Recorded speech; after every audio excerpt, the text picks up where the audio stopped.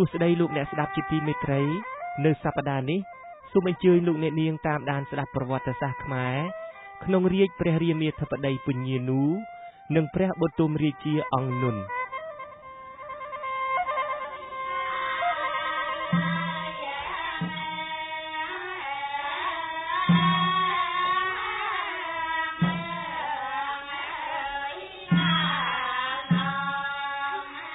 រាជព្រះរាមាធិបតីពញានូ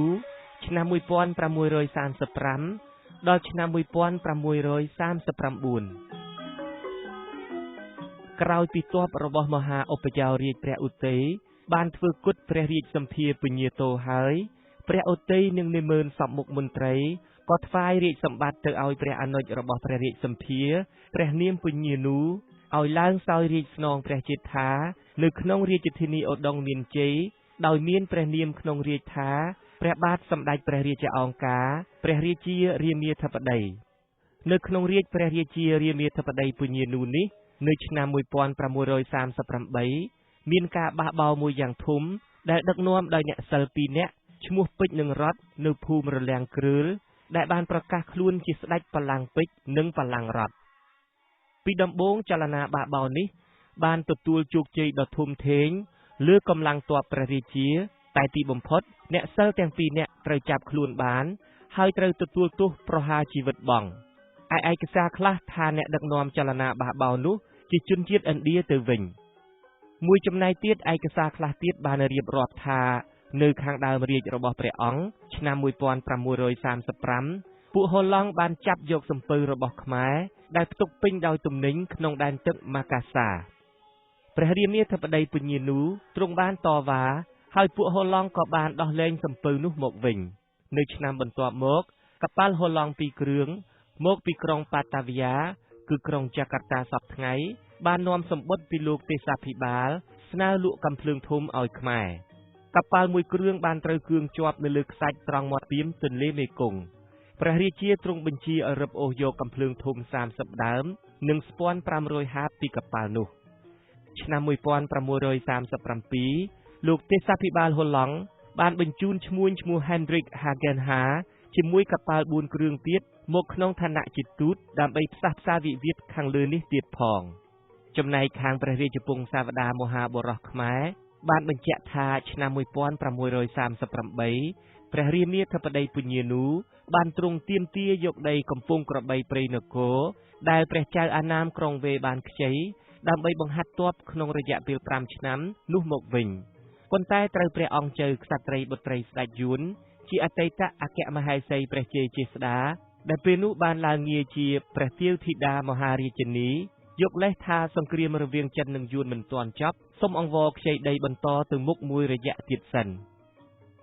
ព្រះរាមាធិបតីពញានូសោយរាជដល់ឆ្នាំ1539ក៏ទ្រង់ប្រឈួនជាទម្ងន់ហើយទ្រង់សុគតក្នុងរាជធានីឧដុង្គក្នុងឆ្នាំនោះទៅឯអធិធិធរបស់ព្រះអង្គត្រូវគេយកទៅបញ្ចុះក្នុងព្រះចេតិយត្រៃត្រឹងលើភ្នំព្រះរាជទ្រព្យគឺភ្នំឧដុង្គសព្វថ្ងៃនេះដែរ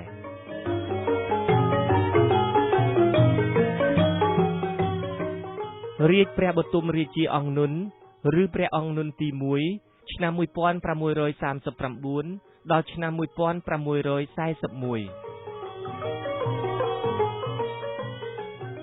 ក្រោយពីព្រះរាមាធិបតីពញានូជាអនុជបង្កើតរបស់ព្រះរាជសម្ភារប្រឈួនហើយសុគតទៅព្រះឧទ័យជាមាព្រមទាំងនាម៉ឺនសពមុខមន្ត្រីក៏លើកព្រះអង្គនុនដែលជាព្រះរាជបុត្រច្បងរបស់ព្រះឧទ័យមហាឧបយោរាជឲ្យឡើងសោយរាជស្នងព្រះជេដ្ឋាអាយកោមួយបងជីដូនមួយនៅរាជធានីឧដុង្គមានជ័យដោយមានព្រះនាមក្នុងរាជថាព្រះបាទសម្ដេចព្រះរាជាអង្ការព្រះបទុមបរមរាជាធិបតីដែលប្រវត្តិវិទូខ្លះនិយមហៅថាអង្គនុនទី1ព្រះបទុមរាជាអង្គនុននេះទ្រង់លើកក្សត្រីទេពបញ្ជរជាព្រះរាជបុត្រីព្រះជ័យជេស្តាឬជ័យជេដ្ឋាទី2ដែលត្រូវជាអនុជរួមបិតានិងព្រះរាជសម្ភារព្រមទាំងព្រះអង្គនូនិងព្រះអង្គច័ន្ទជាអគ្គមហេសីដោយថ្វាយព្រះនាមជាព្រះវីរក្សត្រីស្រីចក្រពត្តិរាជហើយទ្រង់មានបុត្រមួយព្រះអង្គព្រះនាមជ័យជេតប៉ុន្តែព្រះបទុមរាជាព្រះអង្គនុនបុត្ររបស់ព្រះឧទ័យមហាឧបយោរាជនេះសោយរាជមិនបានយូរប៉ុន្មានឡើយ ព្រោះព្រះពញាច័ន្ទដែលជាប្អូនបង្កើតរបស់ព្រះរាជសម្ភារពញាតោនិងព្រះរាមាធិបតីពញានូនោះទ្រង់អាក់អន់ព្រះទ័យហើយនឹកគិតថារាជសម្បត្តិនេះត្រូវតែបានមកព្រះអង្គដែលជាក្រសែខាងក្សត្រសោយរាជមិនត្រូវបានទៅព្រះអង្គនុនជាខ្សែឧបយោរាជឡើយគិតដូច្នោះហើយចៅពញាច័ន្ទក៏បញ្ចុះបញ្ចូលមេទ័ពជំនិតរបស់ព្រះអង្គ4នាក់ដែលសុទ្ធតែធ្លាប់មានថ្វីដៃក្នុងសង្គ្រាមបង្ក្រាបអ្នកសិលបលាំងពេជ្របលាំងរតពីរាជមុននោះឲ្យចែកផ្លូវគ្នានាំសេនាទាហានចូលវាយលុកទាំងព្រះមហាឧបយោរាជព្រះឧទ័យនិងព្រះបទុមរាជាអង្គនុនជាស្ដេចសោយរាជក្នុងអត្រាស្ងាត់ព្រមគ្នាទីបំផុតចៅពញាច័ន្ទក៏ធ្វើគុតព្រះឧទ័យជាមានិងព្រះបរមរាជាអង្គនុនបានតាមបំណងមែនព្រះអធិធិធរបស់ក្សត្រទាំងពីរគឺព្រះឧទ័យនិងព្រះបទុមរាជាអង្គនុននេះក្រោយមកត្រូវគេបញ្ចុះនៅចេតិយទន្ទឹមលើភ្នំព្រះរាជទ្រព្យគឺភ្នំឧដុង្គនោះដែរចំណែកខាងព្រះរាជបុត្រា3ព្រះអង្គទៀតរបស់ព្រះមហាឧបយោរាជឧទ័យនោះគឺព្រះអង្គអឹមបានរត់ទៅជ្រកជាមួយព្រះមាតាព្រះអង្គច័ន្ទដែលបានធ្វើគុតព្រះបិតារបស់ខ្លួនឯព្រះពញាសូរនិងពញាតន់ទ្រង់យាងដោះព្រះអង្គទៅពួនជាមួយព្រះទាវធីតាមហារាជនីអង្គជើព្រះបទុមរាជាអង្គនុននេះទ្រង់សោយរាជពីឆ្នាំ1639ហើយទ្រង់សោយទីវង្គតនៅឆ្នាំ1641នៃគ្រិស្តសករាជនៅរាជធានីឧដុង្គមានជ័យ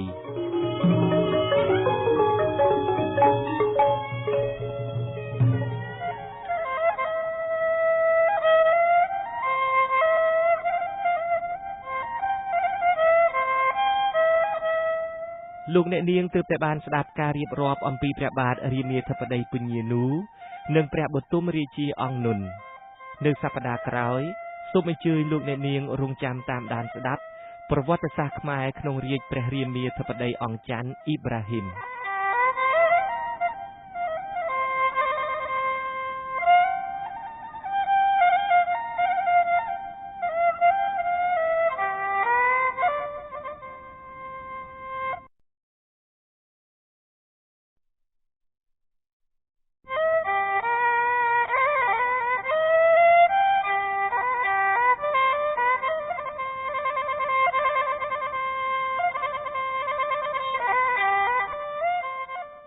សួស្តីលោកអ្នកស្ដាប់ជាទីមេត្រី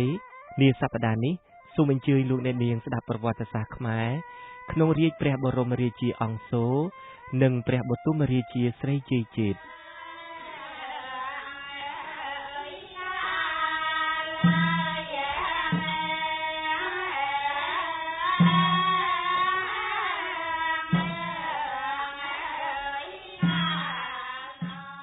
ព្រះបរមរាជាអង្គសូរក្រោយពីបាននាំទ័ពសម្ព័ន្ធមិត្តយួនរបស់ខ្លួនវាយឈ្នះព្រះរាមាធិបតីអង្គច័ន្ទអ៊ីប្រាហ៊ីមដែលជាព្រះរាមជីដូនមួយហើយយួនចាប់បានព្រះអង្គច័ន្ទដាក់ទ្រូងដែកនាំយកទៅស្រុកយួនទីបំផុតយួនដែលជាមិត្តបានក្លាយជាសត្រូវវិញហើយត្រូវបានវាយបណ្ដេញទៅស្រុកអស់ទៀតព្រះអង្គសូរដែលជាបុត្របន្ទាប់របស់ព្រះឧទ័យបានឡើងគ្រងរាជសម្បត្តិនៅក្រុងឧដុង្គមានជ័យដោយមានព្រះនាមក្នុងរាជថាព្រះបាទសម្ដេចព្រះរាជាអង្គការព្រះបរមរាជាធិរាជរាមាធិបតីព្រះបរមរាជាអង្គសូរនេះទ្រង់លើកព្រះអង្គលេក្សត្រី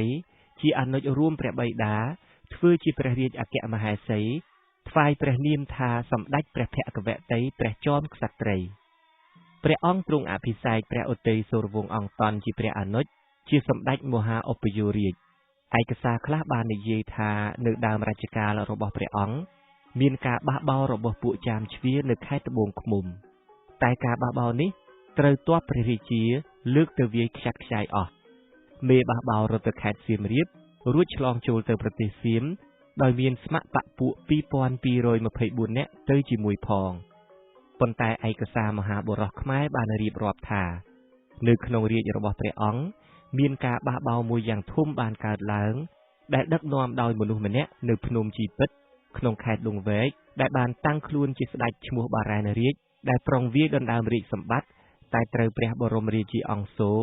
បញ្ជាឲ្យលើកទ័ពទៅវាយកំចាត់បានហើយចាប់បានទាំងខ្លួនបារ៉ែននោះមកប្រឹក្សាទោសប្រហារជីវិតបង់នៅត្រើយខាងជើងស្ទឹងក្រាំងពន្លៃក្នុងខេត្តលង្វែកនោះថែមទៀតផងព្រះបរមរាជាអង្គសូរទ្រង់សពព្រះទ័យលើកព្រះស្រីជ័យជេត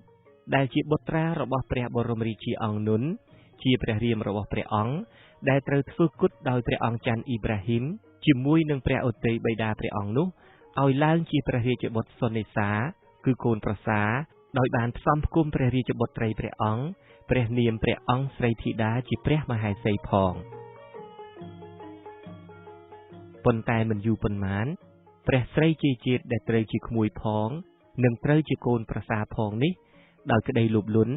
បានបញ្ចុះបញ្ចូលរាជជាស្ម័គ្របក្សពួករបស់ខ្លួនបានមួយចំនួន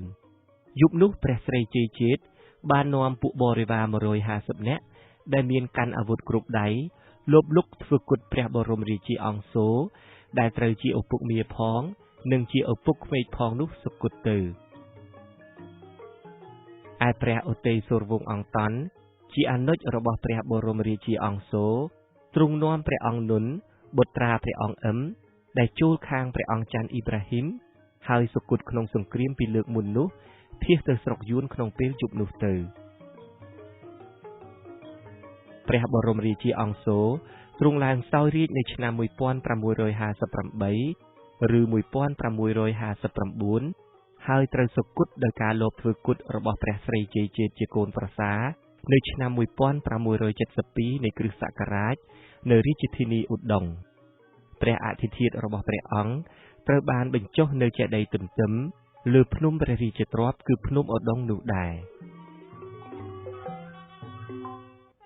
ព្រះបទុមរាជាស្រីជេជាតិក្រោយពីបានលុកធ្វើគុតព្រះស័ក្តិសុរោគឺបិតាក្មេកព្រះបាទបរមរាជាអង្គសូរួចហើយព្រះស្រីជេជាតិដែលជាបុត្ររបស់ព្រះអង្គនុននិងជាចៅព្រះឧទ័យក៏ទ្រង់ឡើងគ្រងរាជ្យនៅរាជធានីឧដុង្គដោយមានព្រះនាមក្នុងរាជថាព្រះបាទសម្ដេចព្រះរាជអង្គការព្រះបទុមរាជាធិរាជបរមបរពិតដែលប្រវត្តិពីទូខ្លះនិយមហៅថាជេជាតិថាទី3ព្រះបទុមរាជាស្រីជេជាតិនេះជាស្ដេចខិលខូចមិនប្រកបដោយសិលធម៌ឡើយក្រោយពីធ្វើគុតបិតាក្មេកដណ្ដើមរាជ្យបានហើយព្រះអង្គទ្រង់លើកសម្ដេចព្រះភគវតីព្រះចោមក្សត្រីដែលជាអតីតមហេសីរបស់បិតាក្មេកនោះឲ្យឡើងជាអគ្គមហេសីស្ដាំរបស់ព្រះអង្គទាំងបង្ខំទ្រង់តែងតាំងព្រះអង្គស្រីធីតានោះជាអគ្គមហេសីឆ្វេង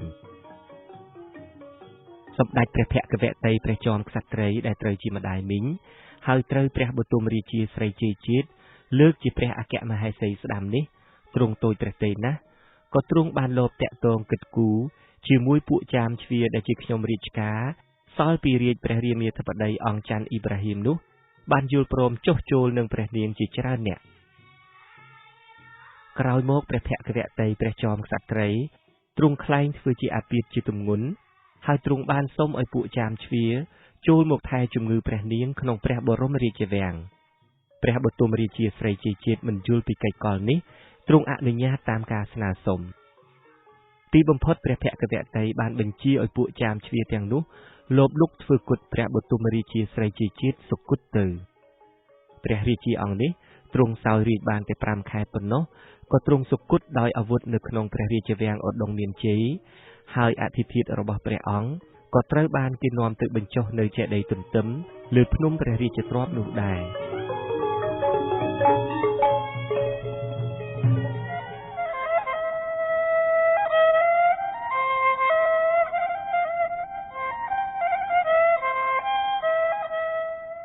លោកអ្នកនាងទើបតែបានស្ដាប់ការរៀបរាប់អំពីព្រះបរមរាជាអង្គសូនិងព្រះបទុមរាជាស្រីជេជាតិនៅសប្តាហ៍ក្រោយលោកអ្នកនាងនឹងបានស្ដាប់ការរៀបរាប់ប្រវត្តិសាស្ត្រខ្មែរក្នុងរាជ្យសម្ដេចព្រះកៅវ៉ាអង្គជីសូមអញ្ជើញលោកអ្នកនាងរងចាំតាមដានស្ដាប់កុំបីខានឡើយ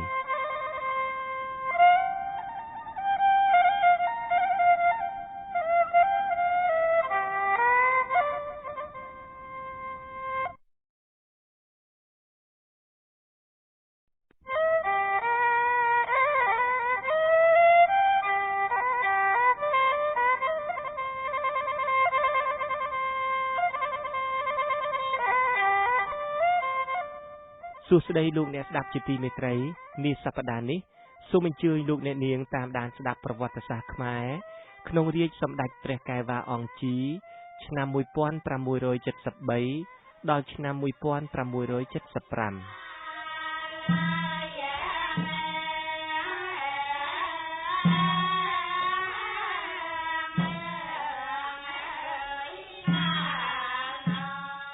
រោយពីពេលដែលសម្ដេចព្រះភក្ត្រវតីព្រះចោមក្សត្រីអតីតអគ្គមហេសីរបស់ព្រះបរមរាជាពញាសូរបញ្ជាពួកចាមជ្វាឲ្យលបលុកធ្វើគុតព្រះបទុមរាជាស្រីជាជាតិបានហើយពួកព្រាហ្មណ៍បរោហិតនិមឺនសពមុខមន្ត្រីរាជាគណៈសង្ឃព្រះរាជវង្សានុវង្សក៏បានថ្វាយរាជសម្បត្តិទៅព្រះអង្គជីដែលជាព្រះរាជបុត្រច្បងរបស់ព្រះបរមរាជាពញាសូរឲ្យឡើងសោយរាជ្យនៅក្រុងឧដុង្គមានជ័យដោយមានព្រះនាមក្នុងរាជថា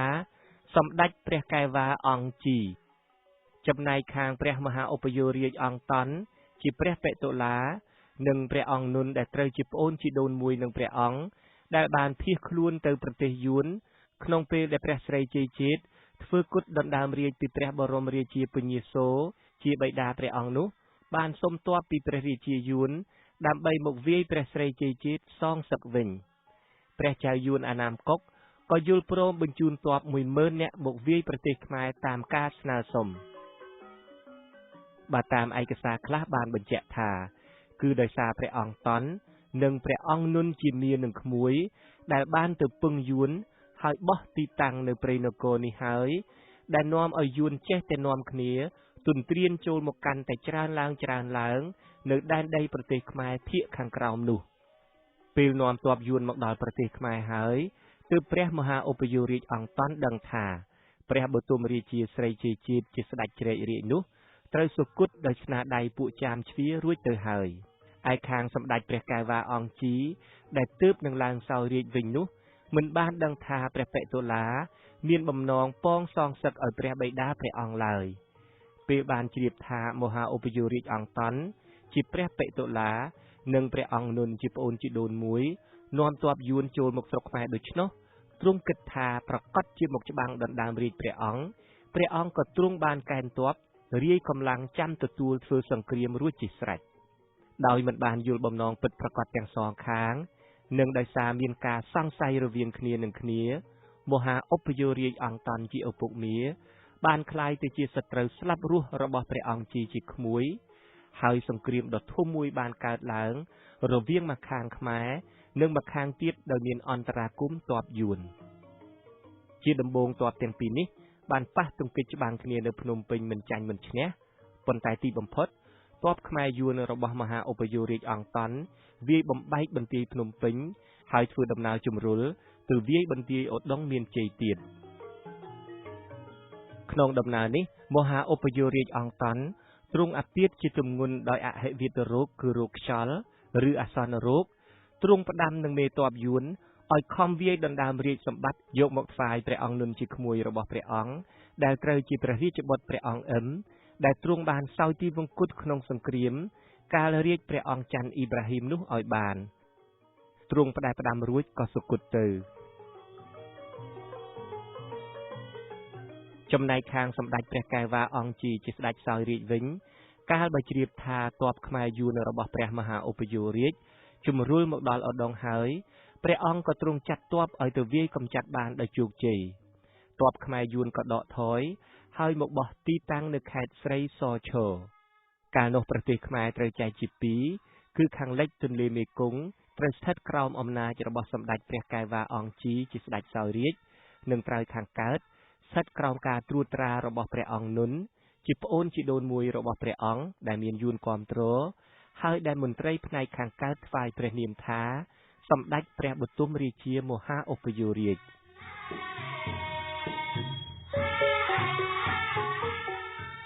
មិនយូរប៉ុន្មានឧបយោរាជថ្មីនេះបានចម្លងទ័ពខ្មែរយួនមកបោះនៅកោះស្លាកែតខេត្តគៀនស្វាយត្រៀមច្បាំងនឹងទ័ពត្រើយខាងលិចសម្ដេចព្រះកែវ៉ាអង្គជីជាស្ដេចផែនដីជ្រាបដូច្នោះក៏ចាត់ឲ្យព្រះអង្គស៊ូជាព្រះអនុជកាន់ទ័ពនៅរក្សាការពារព្រះរាជវាំងឧដុង្គចំណែកព្រះអង្គទ្រង់ព្រះរាជដំណើរទៅកេណ្ឌទ័ពនៅខេត្តសំរោងទងដោយទ្រង់គង់ប្រដាប់នៅស្រុកកណ្ដាល5ដំឡឹងក្នុងខេត្តសំរោងទងនោះប៉ុន្តែមិនយូរប៉ុន្មានព្រះអង្គក៏ទ្រង់អាពាធដោយអហិវិតរោគខ្យល់ឬអសន្នរោគសុគតនៅស្រុក5ដំឡឹងនោះទៅទុកកិច្ចការសង្គ្រាមនោះឲ្យព្រះអនុជ គឺព្រះជ័យជេដ្ឋាអង្គស៊ូជាអ្នកធ្វើបន្តទៅទៀតព្រះអង្គស៊ូក៏ទ្រង់លើកទ័ពពីឧដុង្គទៅវាយកម្ចាត់ទ័ពមហាឧបយោរាជដែលបោះនៅកោះស្លាកែតឲ្យទទួលបរាជ័យយ៉ាងដំណំហើយមហាឧបយោរាជក៏នាំព្រះញាតិនិងបណ្ដាជាខ្ញុំទាំងប៉ុន្មានយាងភៀសទៅស្រុកយួនអាណាមកុកម្ដងទៀតសម្ដេចព្រះកែវ៉ាអង្គជីទ្រង់ឡើងសោយរាជ្យនៅរាជធានីឧដុង្គឆ្នាំ1573ហើយទ្រង់សោយទីវង្គតដោយអហិវេទរោគនៅស្រុក5ដំឡឹងខេត្តសំរោងទងក្នុងឆ្នាំ1575នៃគ្រិស្តសករាជ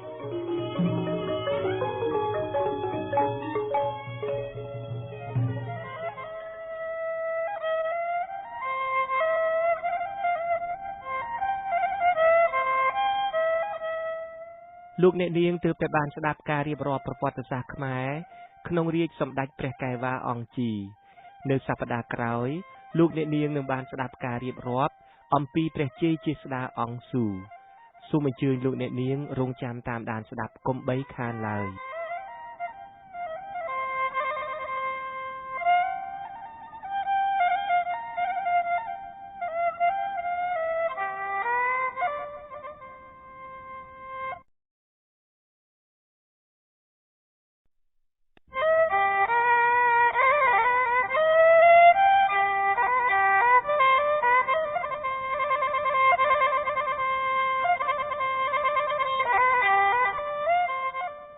សួស្តីលោកអ្នកស្ដាប់ជាទីមេត្រីនៅក្នុងសប្តាហ៍នេះសូមអញ្ជើញលោកអ្នកនាងតាមដានស្ដាប់ប្រវត្តិសាស្ត្រខ្មែរក្នុងរាជ្យព្រះជ័យជាស្ដាអង្គស៊ូរាជ្យលើកទី1ឆ្នាំ1575ដល់ឆ្នាំ1595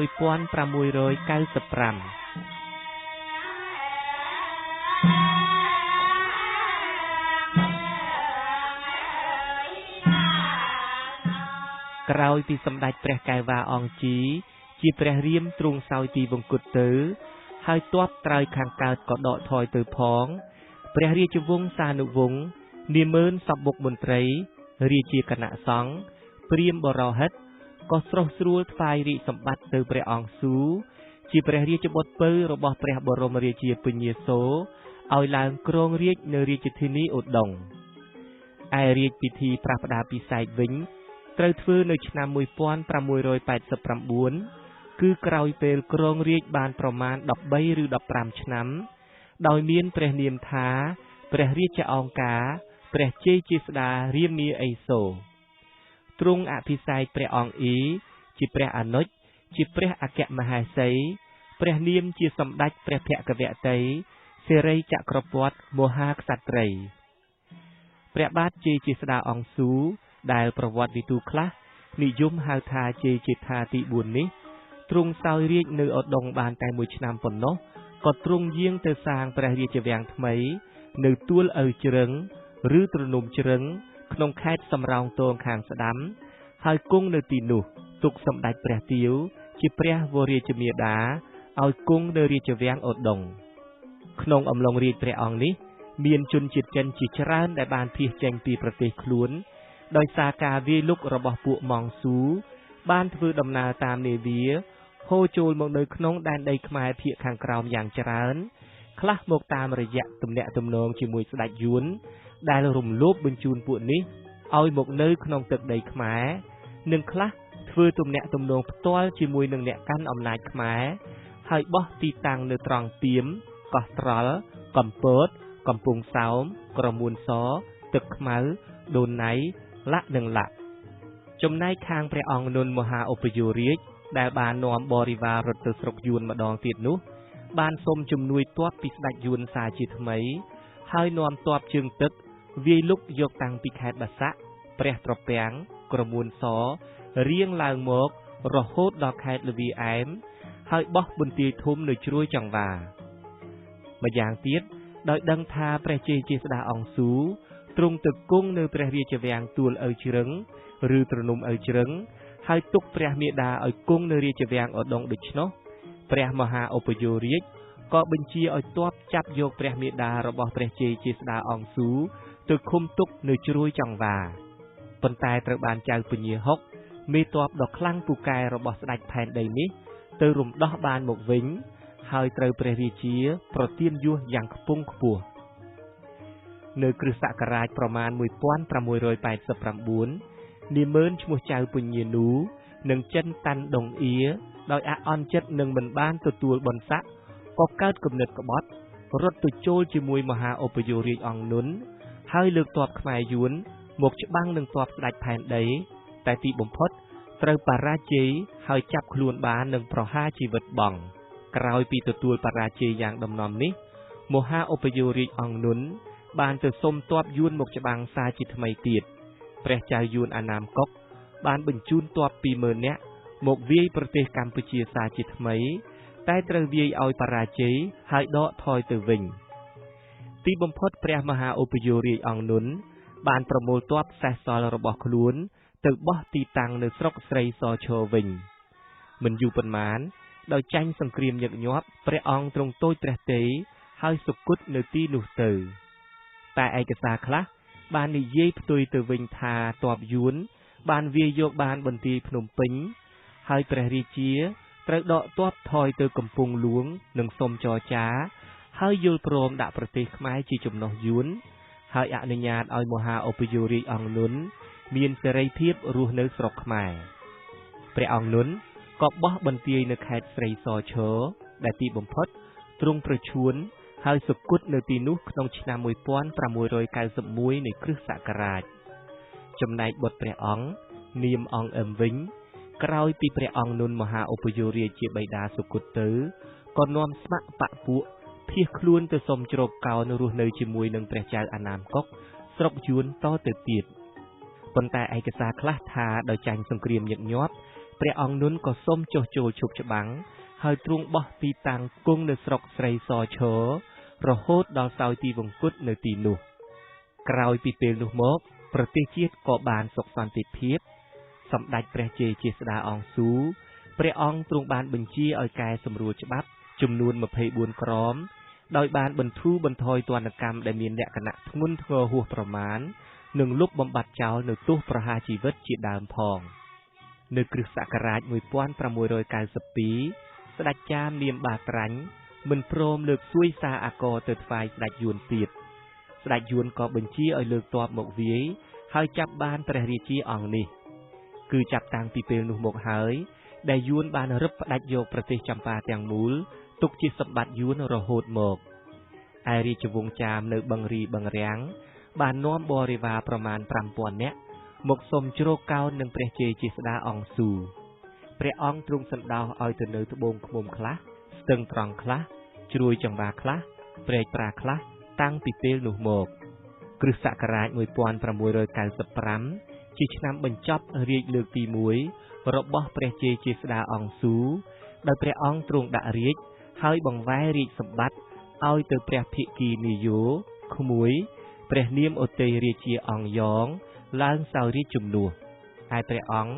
ទ្រង់យាងសាងភ្នួសមួយវស្សានៅវត្តព្រៃពួចក្នុងខេត្តសំរោងទង